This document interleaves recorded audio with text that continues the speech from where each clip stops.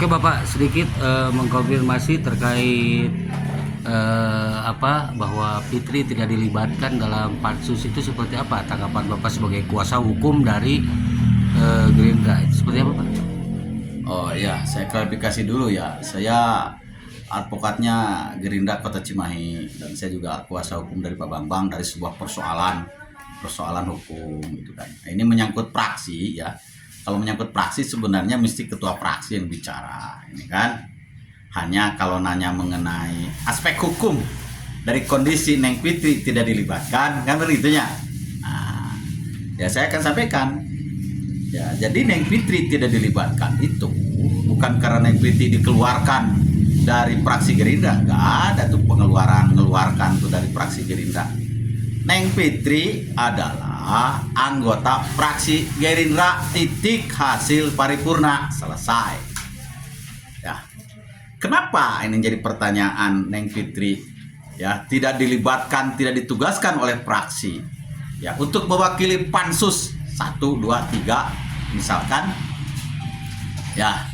Yang pertama yang harus bertanya itu Neng Fitri ketika di paripurna sudah diumumkan ya bahwa Neng Fitri tidak dilibatkan, tidak ditugaskan oleh praksi Gerindra untuk tugas di sebuah pansus. Neng Fitri yang menanyakan kepada praksi, kepada ketua praksi, kepada lembaga praksi, loh alasannya apa ini saya tidak dilibatkan? Neng Fitri adalah anggota dewan yang sudah dilantik dan tidak melakukan aneh-aneh, lurus bekerja dengan baik, ya tiba-tiba misalkan tidak dilibatkan, ditugaskan di dalam tugas-tugas pansus. Tanyakan oleh Neng Fitri, tertulis, biar nanti Gerindra juga menjawab secara tertulis apa alasannya, kan begitu. Ya. Nah, dengan terjadinya tadi Pak, itu kan di Dewan ya ada pembicaraan bersama Andi Halim ya sebagai kuasa hukum dari P3 ya Pak ya. Dari Itu, Pak Agus. ya tadi seperti apa itu Pak hasilnya Pak? Oh, Konon bahwa Bapak hadir juga tadi di acara tersebut. oh iya. Jadi membicarakan juga masalah ketidak terlibatan Neng Fitri pansus. Mengapa tidak dilibatkan? Ada sih obrol-obrolan kenapa tidak dilibatkan. Hasil pengakuan dari Gerindra ya baik ketua partai ya ketua praksi di situ mengatakan bahwa paripurna pada saat itu ya betul ada obrol-obrolan, ngumpul ngariung ya ketua sekretaris saat itu, hanya tidak ditindaklanjuti dengan tulisan. Ya, jadi dengan lisan pada saat itu ya akhirnya diparipurnakan.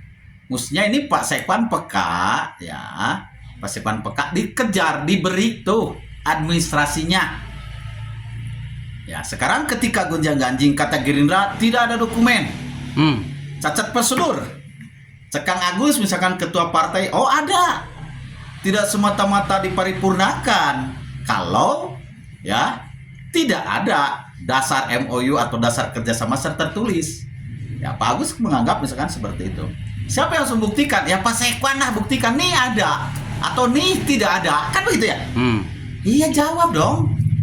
Ya ini kelalaian, saya duga ini kelalaian Pak Sekwan.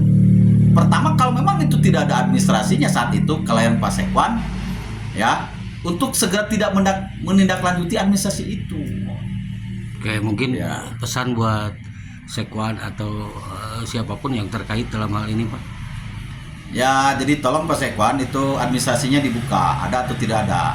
Kalau nggak ada, ya saya rasa Pak Sekwan meminta kepada para ketua partai, ya, kepada Pak Agus, kepada Pak Bambang, ya, untuk dibuatkan MOU agar paripurna ini tidak menjadi cacat prosedur. Kalau cacat prosedur kan nanti cacat hukum, hasilnya kan diragukan. Takutnya nih praksi Gerindra kenapa tidak menugaskan Neng Fitri tugas, takut berkonsekuensi nanti dengan penyerapan anggaran sebenarnya.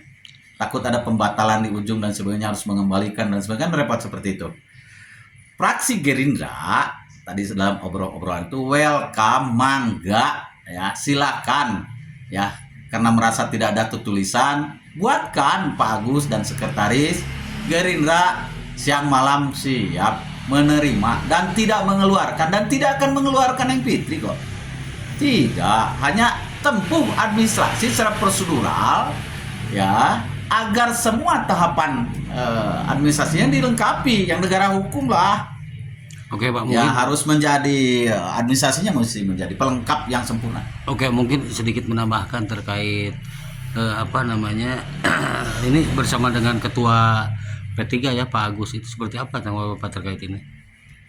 Saya rasa Pak Agus diingat-ingat dulu, benar nggak sudah nana tangan atau benar nggak belum nana tangan. Saran saya, kalau memang belum nana tangan, jangan mengorbankan yang lain.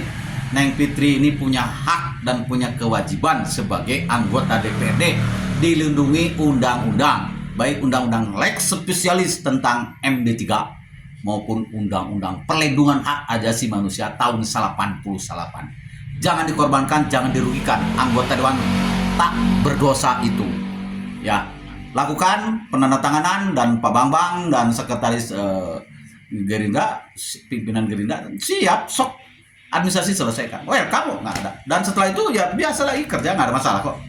Oke Pak, apakah ini terkait kasus pribadi Pak? Kasus Mungkin pribadi yang antara sekarang lagi ramai itu antara Pak Agus dengan Pak Bambang itu? kalau menurut pandangan saya, orang boleh berpendapat beda-beda. Silakan aja mengartikan sana sini. Jadi kalau masalah hukum ini sudut pandang. Law is the art of interpretation. Tergantung sudut pandang. Kalau kata saya angka 6, kata sono angka 9. Oke. Jadi silakan aja kalau ada yang mau, terserah netizen lah guys. Oke, berarti tidak ada hubungan dengan itu ya Pak. Oke siap Ya. Bapak, terima kasih waktunya. Maaf sudah mengganggu di hari ini. Bapak istirahat nih. Ya, Oke, terima kasih Pak. ya.